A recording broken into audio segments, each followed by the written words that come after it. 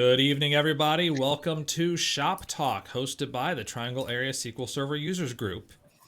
Tonight, I've decided to move away from being on the top left-hand side and have moved myself over to the middle tonight. So, we'll see how that works out for me. It's been a while, Raymond. That's true. Glad to see you back. And Anders says morning. I've been up long enough that it is evening. It is late night for me right now. I'm about ready to eat my Bob Evans and go to sleep. First, I have to go find where I can get Bob Evans food.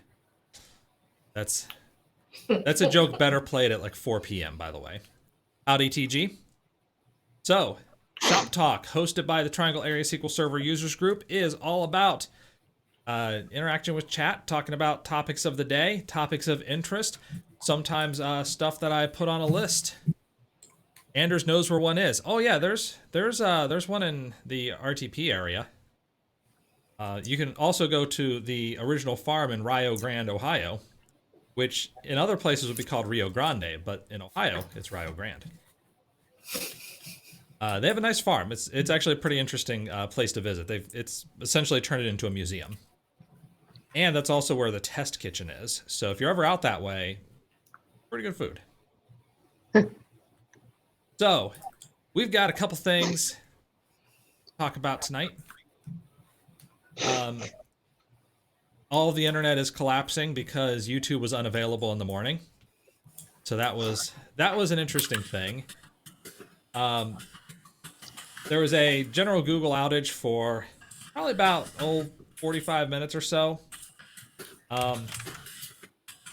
So this is Google blaming an internal storage quota issue, according to the Washington Post. Now, that showed at 6:55 a.m. They were down before that. I know that they were down. YouTube was down at about 4:30 a.m. As I said, I've been up a while. I was up at 4, so I was up with you.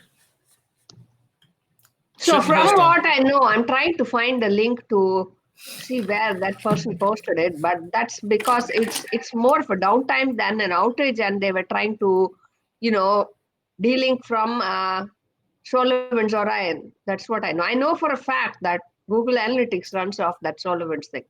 Okay. So yeah. So and we are talking SolarWinds it's related to whatever went on.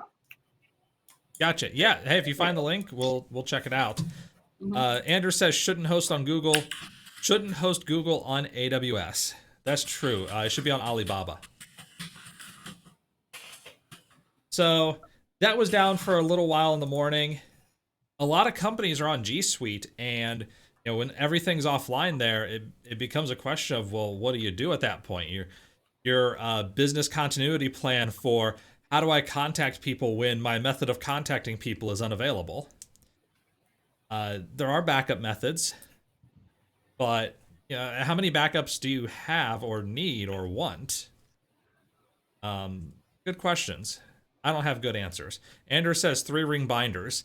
3-ring binders and a bank of telephones. TG says 12 methods to contact people. I barely like having one method to be contacted. I don't want more than one method to contact me. That defeats the purpose of my ignoring the messages. So, next up.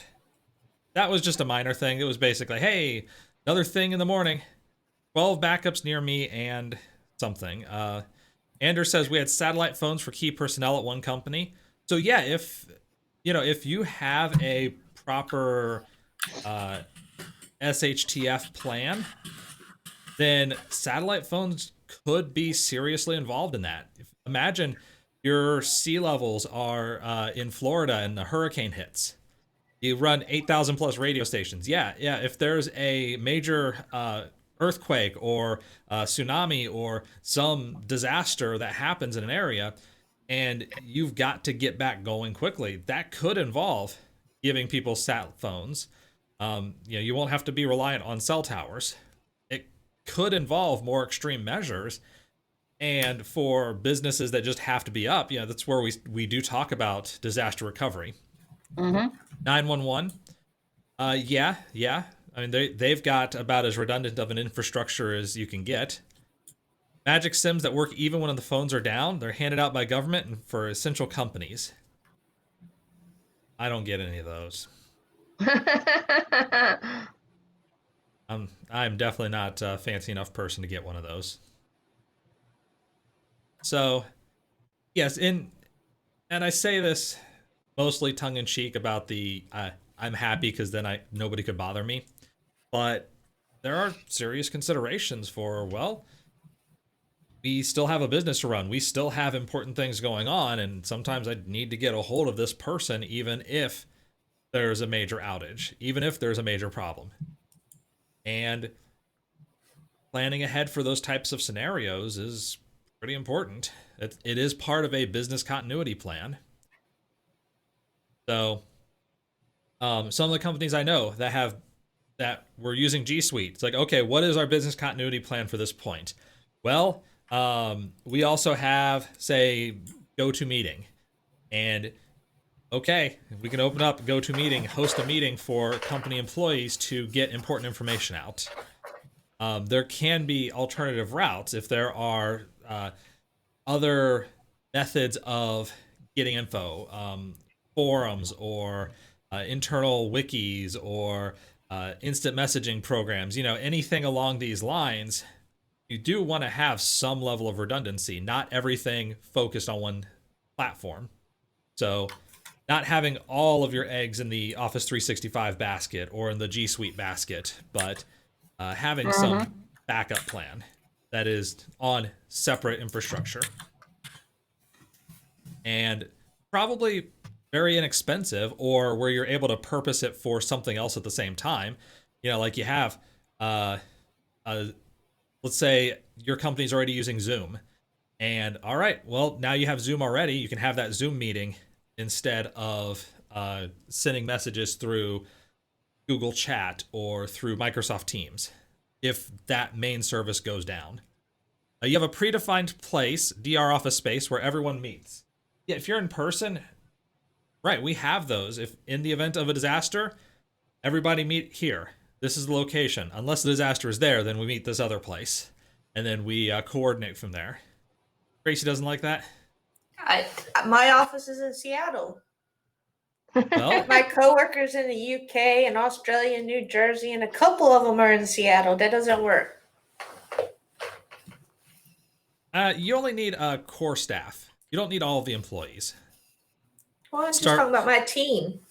Start swimming. How far can you get a tin can and string? That is the question. We do have a system that alerts us when things happen at offices and stuff, and alerts us when hurricanes are coming to where we're at, and makes us check in that we're okay to back to the corporate office that just pings our phones. Yeah. It's kind of weird that they do that, but okay, I guess at the same time. It's just weird because no one else has ever done that before. Right. Well, you're business critical now, Tracy.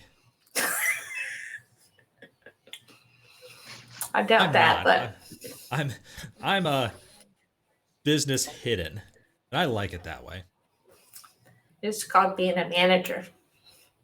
Plus, I've dug in my niche and doing a good job of hiding yourself. Yep, dug in like a tick. I'm probably about halfway to the point where the company forgot that they've hired me. So within a couple of years, especially if work from home continues, they'll be like, they'll still be paying me, but forget that they're actually paying me. And I think that will be the greatest job ever.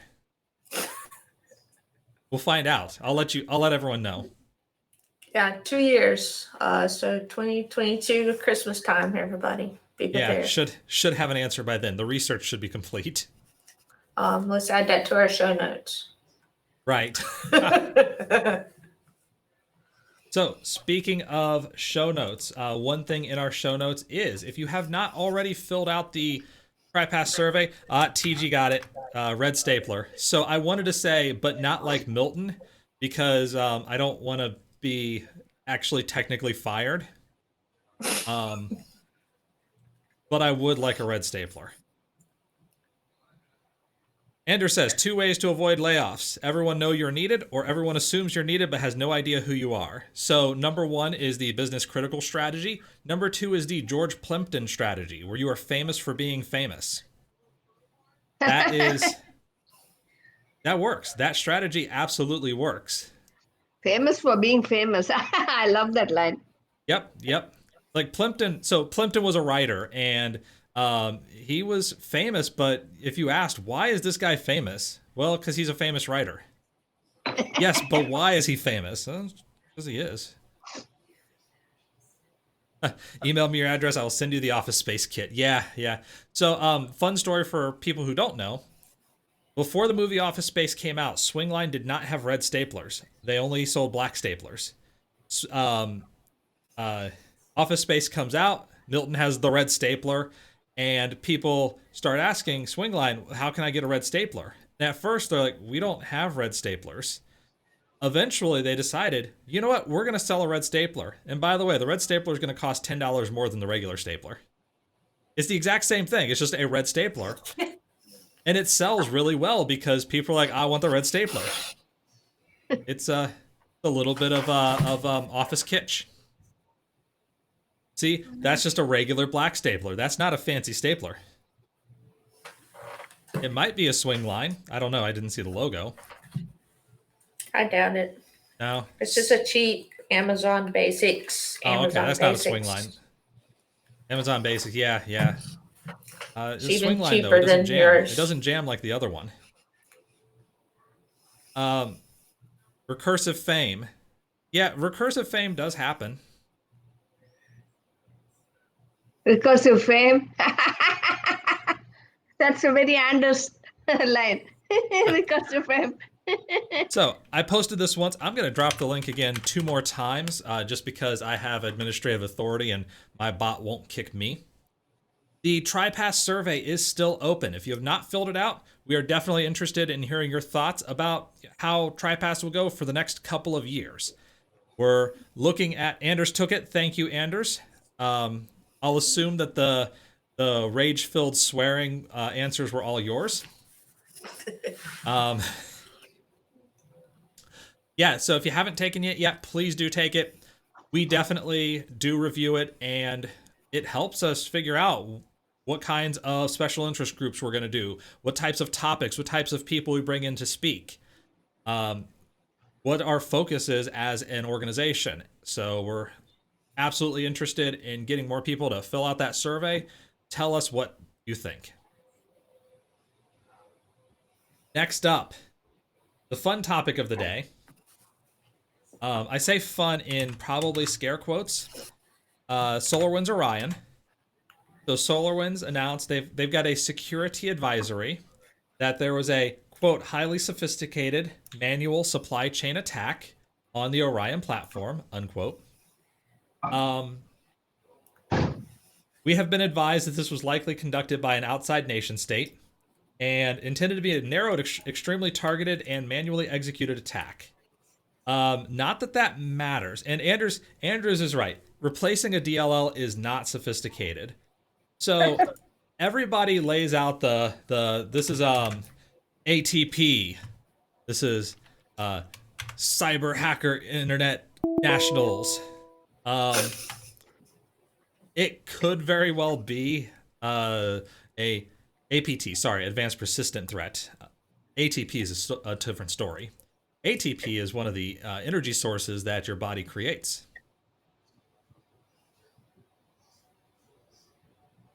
I have another link in here from NextGov specifically about the CISA ordering federal agencies to turn off SolarWinds products. And the story is still pretty open from what I can tell. Mala, I think you've got a bit of information on this. Yeah, what I heard, I'm trying to find that link, but for some reason, I think he pulled it. A friend in the SQL community posted it this morning. I mean, it's a known thing that Google Analytics runs off SolarWinds Orion. So what that article said was that the outage happened because Google was trying to delink all their products from SolarWinds. And I'm not sure why they would keep that private, essentially, especially after everything is known. I would think they'd like to make it public so that people still have confidence in Google's stuff, but I don't know. But this morning, that was going around, making its rounds somewhere. Maybe the article itself was pulled, but it's rumored that Google was trying to de-link from SolarWinds Orion, and that's why that outage happened. Yeah, I haven't. So I have admittedly not seen anything on that topic. I I have no.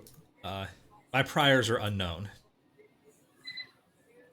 Still, this does affect about, what was that, 15 or so separate SolarWinds products. Looks like it does affect the database performance analyzer integration module. I'm not sure if if that's DPA as a whole or if it's some piece that integrates DPA with something else. So NPM, at least back in my days, which was like, 10, 15 years ago, NPM was the only product of its kind that could make sense of very chatty network logs, consolidate them, and give the sysadmins and network administrators what they wanted to act on. It was literally the only tool that was worth having for that purpose. It was And a good one. There yes, are it was. Yeah. Yeah, there are other players today. Zabbix is another example of a tool that can sit in that space. But NPM has historically been pretty good. And And at they've least, at also least two places I worked in, they were hugely dependent on yeah, NPM yeah. for doing And their monitoring work. So yeah, delinking that is not going to be. It's not, a lot of sysadmins are not going to sleep well for until they find a replacement. It's going to be hard, very hard. right. So And they are companies are going to jack up their prices. All kinds of crap is going to happen. If they want to buy a new tool, it's going to mean a lot more extra money, and installing it on a big network, a lot of work, fun stuff. yeah, yeah. So SolarWinds is advising that they have patches of their software uh basically use the latest patch released today. So, like, for example, Orion Platform 2020.2 HF1 hotfix 1 or 2019 V4 hotfix 5 to hotfix 6. So it looks like they have hotfixes for this particular thing. That said, as did I post the article? I did. As the next Gov article points out, basically, federal government saying, shut off everything with SolarWinds Orion. Right now, they're saying, we don't care if there is a patch, just shut the thing off.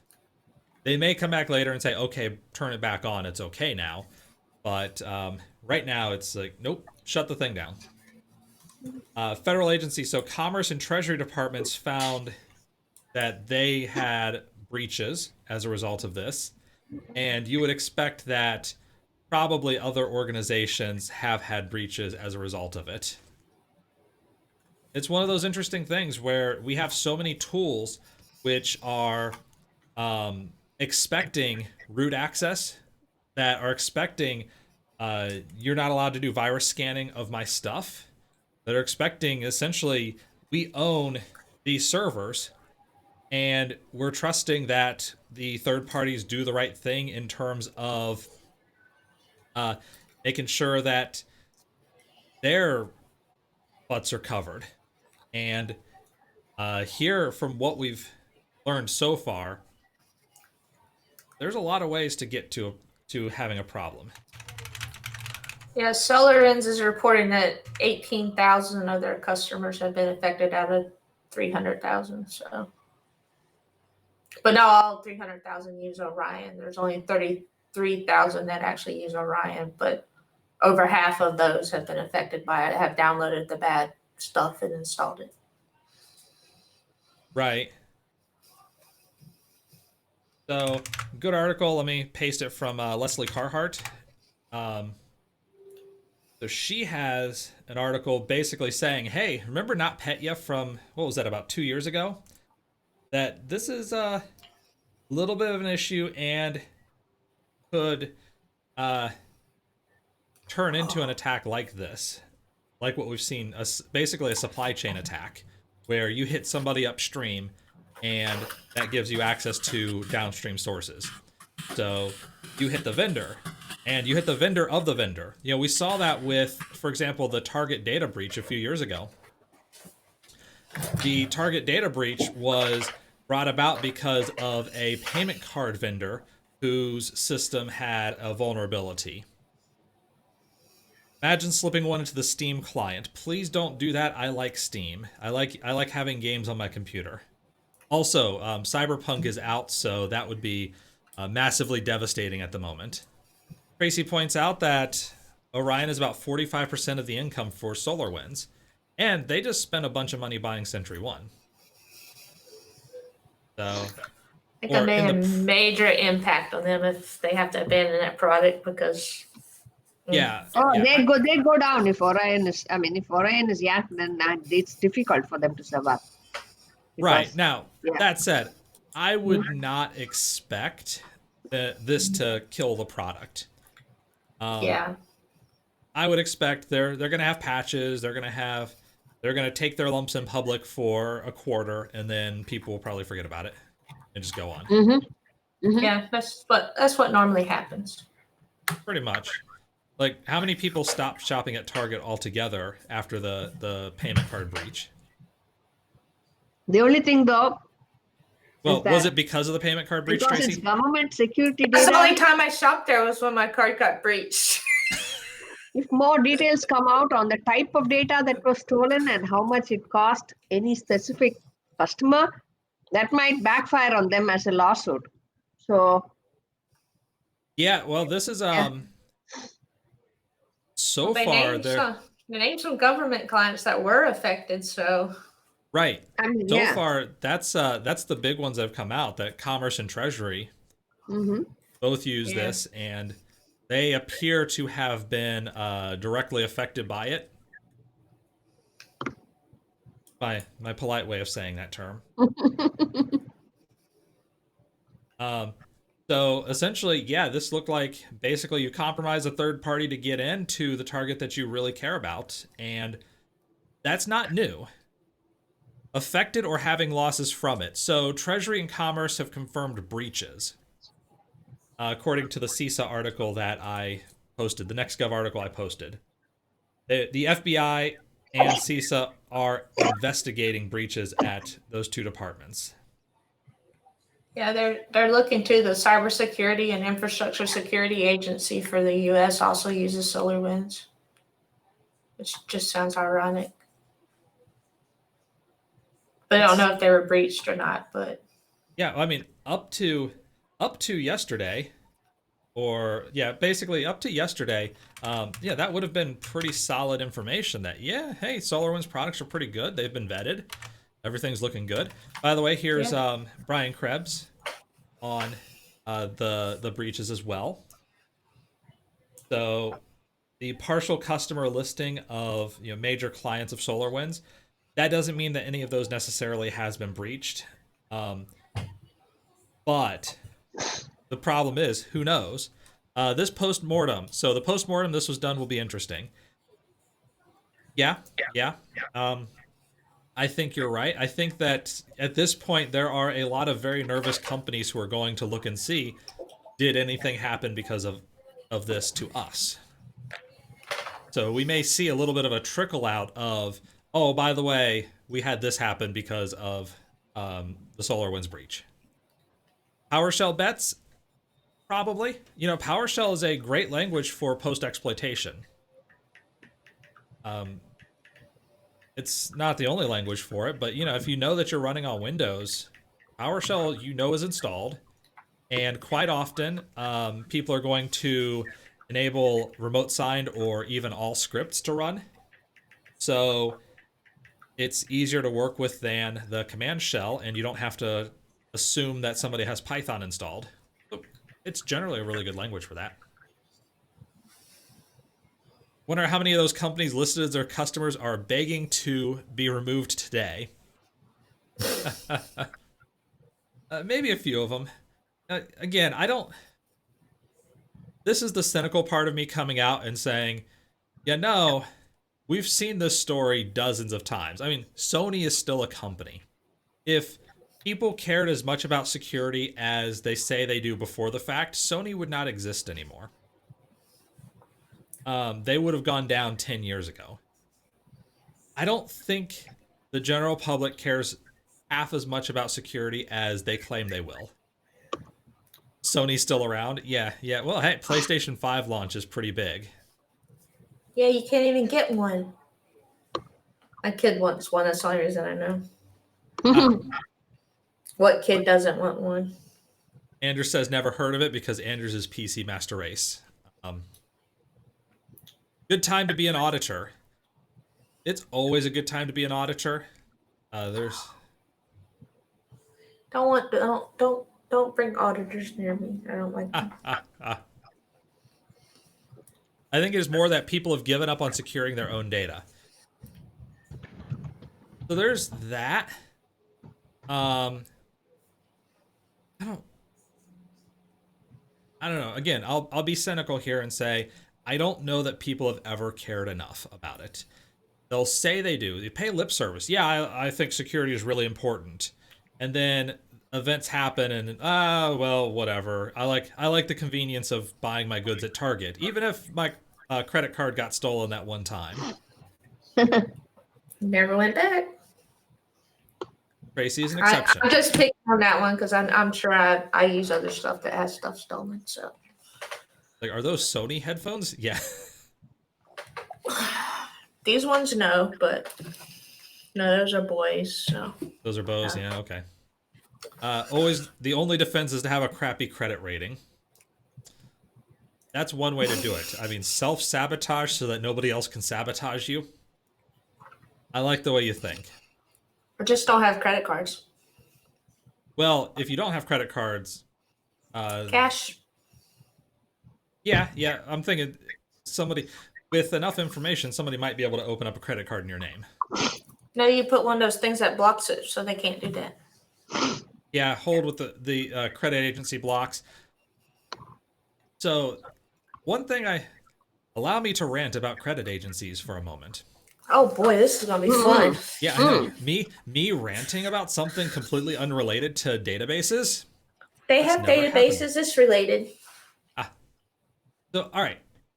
I'm going to save the credit agency rant about how credit ratings are stupid in general because they subsidize bad behavior and penalize good behavior. We're gonna skip that bit. Darn. Let's talk about the whole. I'm going to demand that you tell me if somebody tries to open an account in my name, and in fact prevent somebody from opening an account in my name. Historically, you have been able to call up those credit agencies and essentially have them block the creation of new credit lines in your name.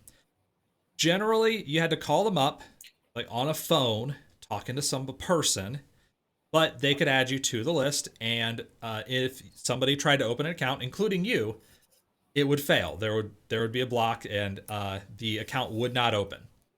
Now, that's annoying if, say, you go to get a new car loan, or you try to open up a new credit card, or you open up a store credit card because it saved me $50 on the first purchase.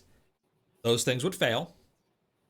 On the other side, if somebody else tried to open up a line of credit in your name, they would fail as well. You don't even have to know about it. Credit agencies hate doing that. If you try to do that today, about the only time that they will do it is if you have just experienced a data breach, and then they will do it for a limited time. I think it's like about a 90-day period. So go for it, Tracy. Or you can buy one of those credit monitoring services and they'll do it for you with the credit agencies, which is what I have, because I have a parent that I have to watch out for. Yeah, so that's there are third-party companies that will help out in that regard. Even then, oftentimes they tend to be more of monitoring that, hey, an account has been opened. Although Tracy apparently has one where prevents you from opening it. Okay. So that's a thing. I had my son on it and he tried to get a credit card and he couldn't.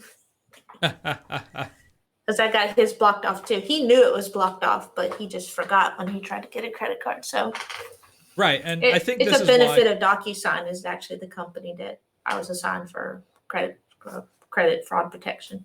So I Okay, took advantage of it. sure, sure. I mean, that kind of service is helpful, and that said, I still think this is something the credit agencies used to do without a They, sh- charge. they should do it easily for you without a charge. You should be able to go into one website like you do now to get your free credit report and turn it on and turn it off. Right. And not have to call anybody and Yeah, or it even shouldn't expire. It should just stay there until you come back and you turn it back on or off. Mm-hmm. yeah, even if you had to call a person on a telephone, which millennial me is just upset at the idea. I'm not even that might be enough to deter me. But even if you had to call a person on a phone for it, the fact that they've been doing this service for a long time and just decided, we're not going to do it anymore, pretty annoying. And yes, it should be a website that you could go to and say, all right, I don't have any interest in opening a new credit line. Don't open a new credit line. Yeah, because that protects you in the long run, and it protects them from having to go through troubles, and it protects a lot of people from having to go through a lot of trouble. Yes, but the credit agency's clients are not you. You are not Yeah, the I know. client. You are the data. I know. The They don't care client about is us. the lender. Banks. Yeah, the lenders are the clients of the credit agencies because it's essentially how credit worthy is this meat widget who's coming up on a form. Who cares if it's not the actual person? So I don't know. I guess that's where you come in with a third party paid service, where at that point you become the client instead of the product. But it seems like it shouldn't have to be the case. It's a bummer because then you're having to pay for that service, so then you're paying money to do that, and it does other stuff as well besides that. But that's one of the benefits of it. Right. So that would work like the do not disturb site. A little bit. a little bit, yeah. So going back to SolarWinds, caller ID. Databases. Oh, caller ID. Yeah, well, there's a That does whole not other- work very well. I got a text from a number that's blocked this morning. Just saying. Yeah. 2 days in a row. You can easily spoof caller ID. It's coming from the same phone number that's blocked, and it puts the person's name there. Yeah. Yeah, I don't know. I mean, you can easily spoof caller ID. What it displays as is not the number that it's actually. And I've from. gotten calls from my own number. Those are the spookiest. I hate them. It's the actual number that's in the blocked app. Yeah, I Anders checked. is pointing out they're not routed the same way. So you blocked a number, but then you didn't block the actual phone number of the caller. You blocked the phone number of the display. So No, it blocks the caller. But iPhone does. And Verizon app. I've got it blocked 3 different ways. On the Verizon website, in the Verizon app, and via the iPhone contact. well, There's reasons for this. yeah. I mean, it's essentially that caller ID spoofing is trivial. Cell phone companies, quite often they know what the real number is. And I guess they're starting to get serious about blocking spam. Starting to get serious. They've had the ability to block it for a while, but haven't done too much in that area. It's Andrew the says, reason I got up at 4 this morning is because of that text. It woke me up. So Andrew says that he's done this to a friend. He was one of those that would call back whatever the caller ID showed. So Andrews would send in the caller ID being that person's phone number. And TG's mentioned that, they've always had the ability to track what the real number was. Right, you have to have that ability to to go through essentially the exchange. Like, you know what device this is that's contacting, you know what number is coming from. They have all of that information. Caller ID is just an extra layer on top. It's not part of the actual number. It's not the number itself. The Play Store has more than 100 apps that will do it. Right, it's just essentially an information stream. It's not the actual message routing system.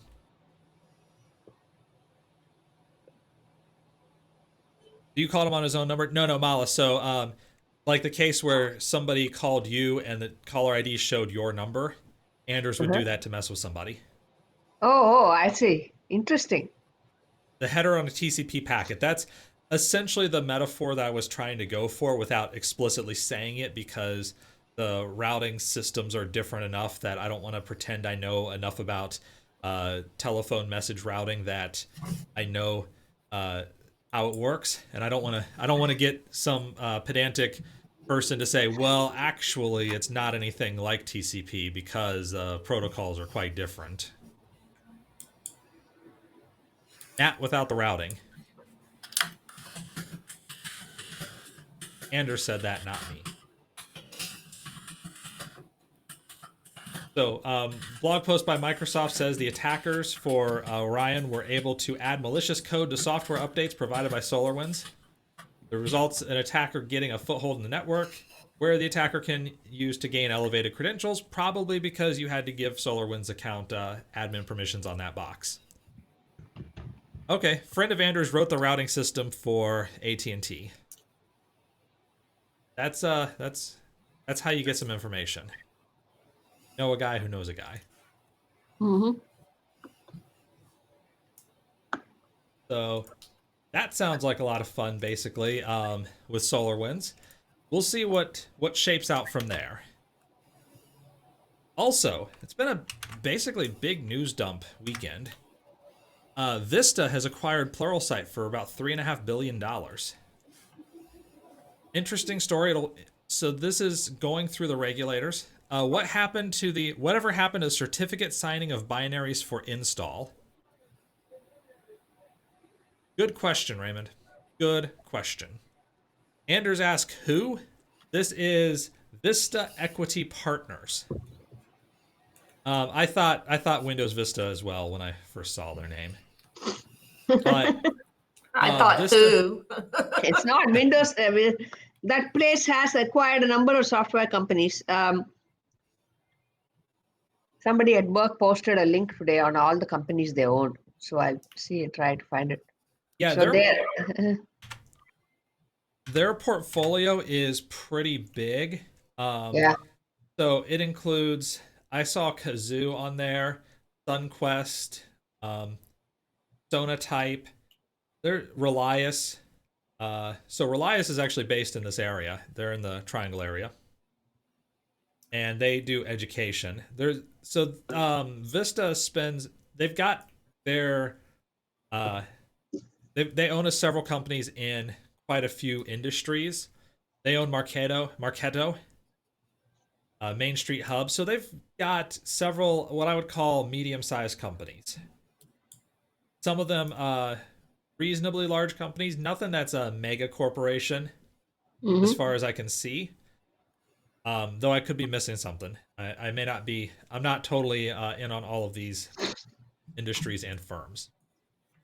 Nonetheless, $3.5 billion. Basically, they bought out enough Pluralsight shares. They're going to take the company back private. Pluralsight did an IPO back in 2018, and that's a lot of money. $3.5 billion for software companies. Yep. Yeah, they made good money there. The people who had shares, yeah. Anders says, "Oh boy, they're dead." Be interesting to see. You know, I know that Pluralsight has, over the past couple of years, they've been pivoting away from the classic idea of video-based learning and getting into project and certification work. So their video-based learning, you know, historically they had two tiers, where tier number 1 is you got to watch the videos. Tier 2 was you got to download the code, you got to get notes, limited interaction with the authors. they merged that together so that everything was that was their new tier 1, and their new tier 2 is essentially live projects and certification info. They've really built out the concept of tracks and of essentially testing your employees. So instead of personal training, bettering yourself, it's more of corporate training, ensuring that your employees have a level skill set. And I think it'll be interesting to see what happens with Pluralsight. They are taking them private again. I don't know what that does to the company. Pluralsight CEO is very happy about it. I mean, get that much money, of course you're going to be happy about it. You're going to talk it up that, yeah, this is a great deal. It'll be interesting to see. There's quite a bit of ka-ching in this one. When you pay $3.5 billion, a lot of shareholders made out decently well, and you know that CEO is going to be a majority shareholder. Employees who own stock are very happy today. Yeah, quite possibly. One of these cases, so this is going to have to go through regulatory oversight. It's not guaranteed. That said, I don't think it gets rejected.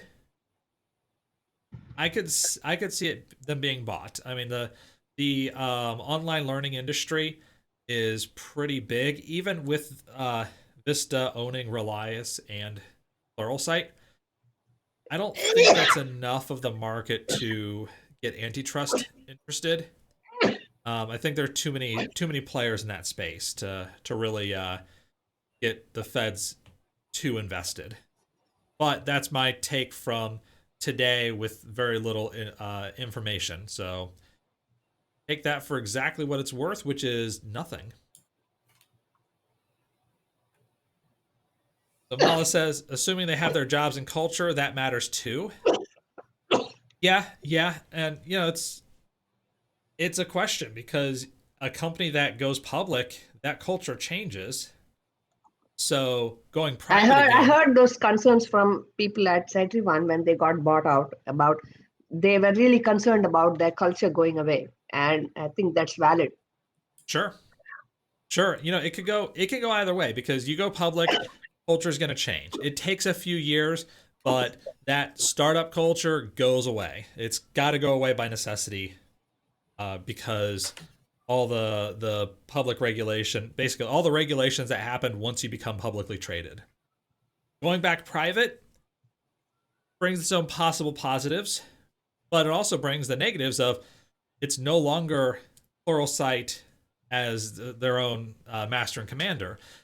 They have a boss now. They have a parent company. How embedded will that parent company be? May take a few years before we have a solid answer. The new Microsoft training is a ton better than Pluralsight anyhow. There's some good training coming out of Microsoft. And so as far as SQL Server goes, I don't know about other Microsoft products. As far as SQL Server goes, I know the trio who are into training are Bakudi, Bob Ward, and Anna Hoffman. That's their full-time job, is to churn out training. And right. they've done some amazing job there. As a video in of itself, I love it. I mean, it's very well done, very crisp and very professional. So I'm not sure Pluralsight or anyone else, any third party can compete there because those people really know their product. I mean, they're the owners. So Andrew's saying, not sure if anybody's seen the new enterprise training site. I might have, but while I'm pushing this, Microsoft Cloud Workshop, there's some good that's the one. That's what they designed. Yeah, they're not the only ones developing on there, but yes, they definitely do work on there. I've got some stuff on here as well. I think the old MC. Yeah, actually I do. they retired one of the things that I helped design, but there's a fair amount of content on here that's it's Anna, Buck, and Bob. It's not just them. They are heavily involved. There are other people. I've got some commits that made it up in here into MCW. So there's some pretty solid training in here. Dianders is right. Plus, there are plenty of other competitive spaces. You know, if you're looking at data science, if you're looking at infrastructure, if you're looking at different specifications, there are other players in the market. Pluralsight's been good for developers. Been good, especially for .NET developers. We'll see if it continues to be good for .NET developers. One you're talking about is paid with instructor-led training. Yeah, the instructor-led training. Oh, I'm not going to say too much on that either. Instructor-led training. Yeah, there's some really good content that is developed for instructor-led training.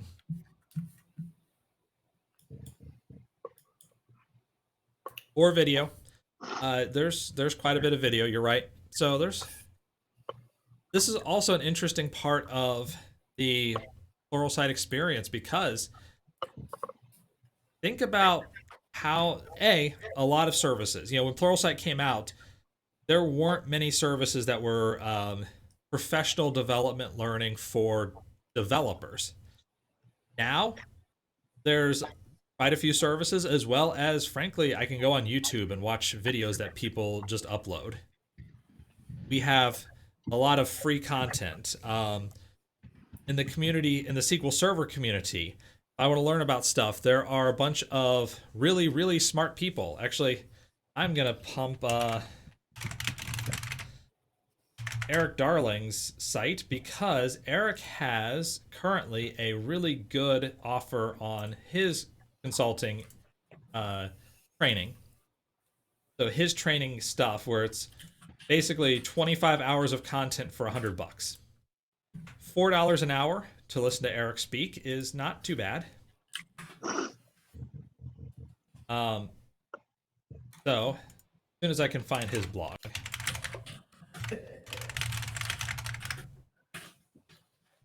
There we go, /blog, because he's calling it the Vanta Black Friday sale. Here we are. It's still open for right now. And, you know, Eric does a really good job with training. Brent Ozar's got a lot of training. We've got SQL skills folks sell training. We've got a fair number of people in the community who have training available. And that stuff's generally at least as good as what you will find on Pluralsight, including from the SQL skills folks. So it's an interesting model where, okay, there's a lot of players now in that particular space, and that, I think, is why Pluralsight moved into the certification realm and also into live projects. But other companies, Manning is pushing live projects pretty hard. Other training companies are pushing those live projects. So they're trying to get into a space where it's harder for some yokel like me on YouTube to give out the same quality of development training as what you're paying a couple $100 a year for.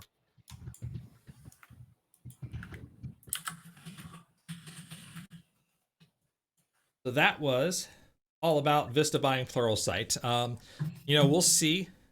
Brent has a Twitch channel as well. Yeah. He has a Twitch channel. There's he live streams every Saturday morning. Right. Yeah.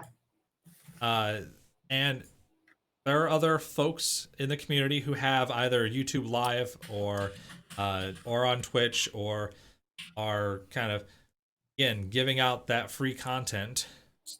It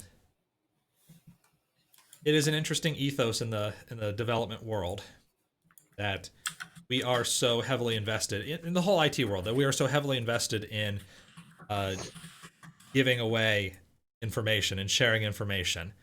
And that's a great thing.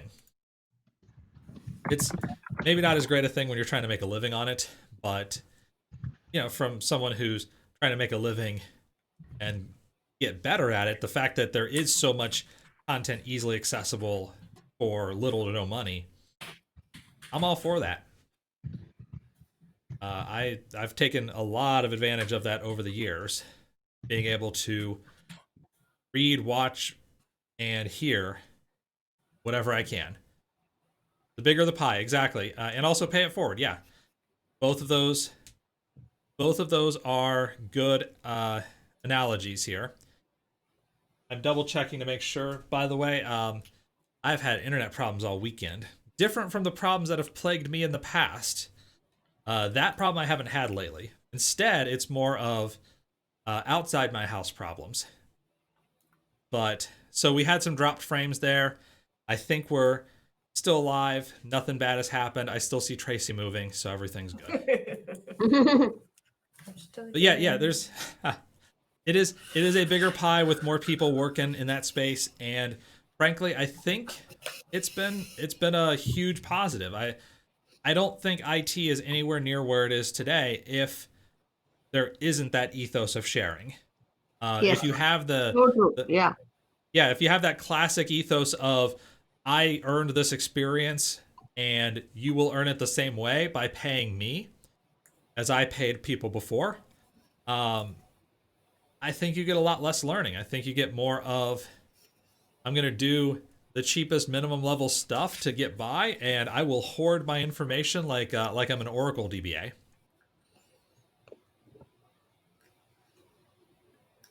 Just let that Oracle line hang for a little bit. AT&T has been crap for the last few days. I think you misspelled decades, Ander. I think you misspelled decades.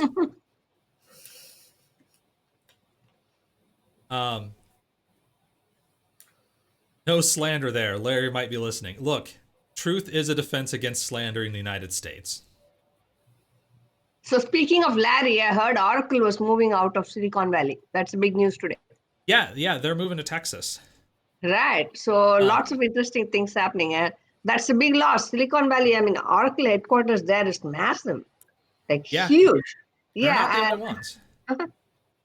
There was another. So, which major investment? Oh, Deutsche Bank moving a lot of their jobs from Manhattan into Jacksonville. The interesting thing is that the Jacksonville office is where the compliance people were, and the scuttlebutt was that the compliance people were kind of the lowest of the low in Deutsche Bank, which, given all the problems that they've had over the past decade, is a little funny.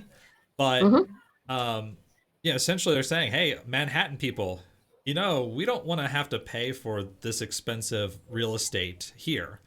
You can do just as well in Jacksonville with the rest of the folks. Tesla also moving to Texas. Yeah. Elon Musk moving to Texas. It's funny how Elon Musk merits as big a rating as an entire company moving. HP, they might be moving. I don't remember if they were moving or not, but it sounds familiar. So there's a lot of movement going on as companies realize, we don't need to pay for this waterfront property that we're spending 7 digits, 8 digits on per annum when half of our employees are working from home, and we're still getting people. We're still getting talented people. We can say, yeah, you can work from wherever you want. We don't need nice offices in scenic locations where we have to pay inordinate amounts of money. So we'll move somewhere else. A lot of companies are probably going to be doing that. I could see it. The office space market, I don't think it's gonna recover very soon. No. There will be people who move in, but paying. Well, it'll probably have to be turned into some other kind of business that requires people, in person. Not IT companies. That's for certain. Yeah, there's that, and I think also the price per square foot probably drops a lot for many of those places. All of suburbia will become Detroit. But Off just to the now that excerpts from everybody's me. gotten used to doing everything virtually, like using Zoom or GoToMeeting and stuff, there's gonna cut back on travel, I think, for businesses as well. So there's no need to have like all the IT companies sitting over in Silicon Valley so they can all intermingle amongst themselves and do business. They can be located anywhere and use the technology to connect and conduct business. They don't necessarily have to be face to face to do that anymore, like they used to. Yeah, yeah. They probably will for the CEOs and stuff, but you know, Airlines are screwed because they make all their money on first and business class. So I know they that still have Kevin. I have not really traveled much this year. I am itching to. Desperately want to travel. No, the vaccine is not very far away, Kevin. So your wishes will happen in summer, I think I'm sure. I've traveled more recently than you have, I bet. I guarantee that you have. My last travel, I think, was May. August. Yeah. So you will complete a year. My guess is that what I was reading just now is that the common public might get our vaccines, in late spring. So in summer, next May, you may be ready to travel. Maybe. Maybe. Um, Airlines are screwed. They make all their money on first and business class. They may be a little bit screwed. I know that they've been pushing some bigger measures. Like American brought back their program to buy into levels of the like gold, platinum, executive platinum, where you guarantee a certain amount of spend, and they give you that status. And also, if you pre-buy, essentially, like you can pay $10,000. You pre-buy $10,000 worth of credits from the airline, and they'll give you special rates. And I can't remember what the name of that program is, but it was the one that American had for a little while, where they offered you free first class for life for like $1 million. And then there was one guy who broke that system.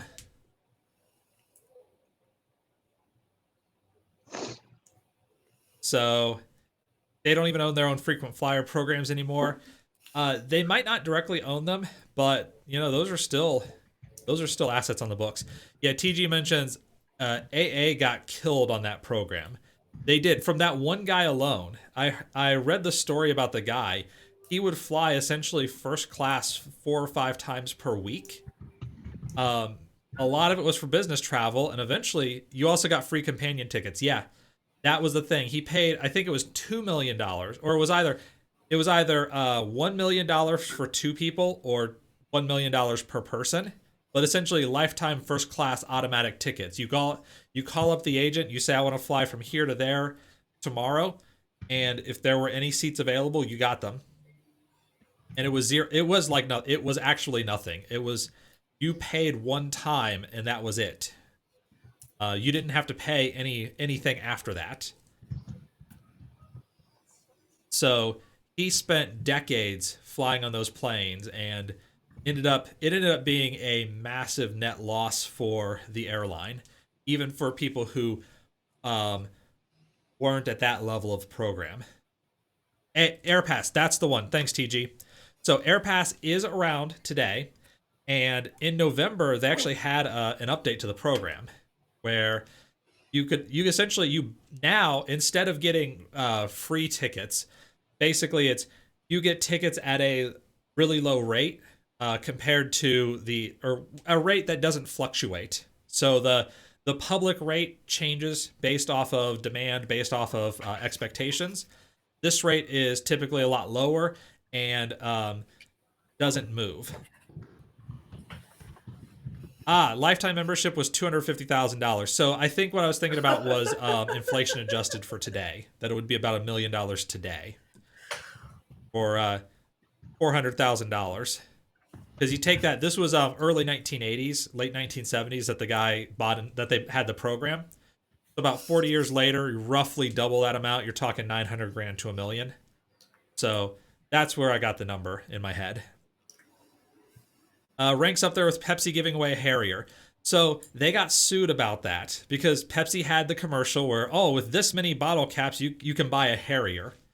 There was a kid who actually collected because you could also get it for basically you buy the points or you have the bottle caps that are worth points. You can have either route.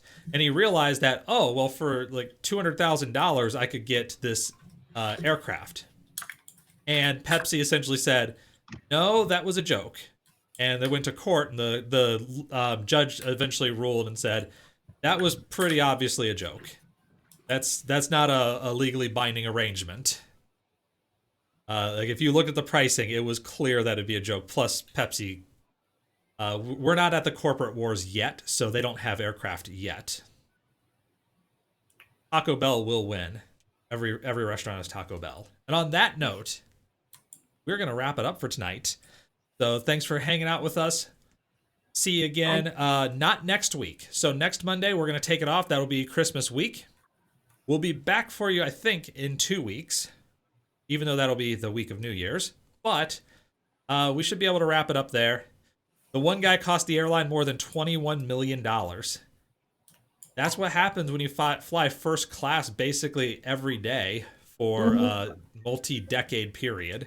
And the guy also had severe depression, so basically flying was his way of coping.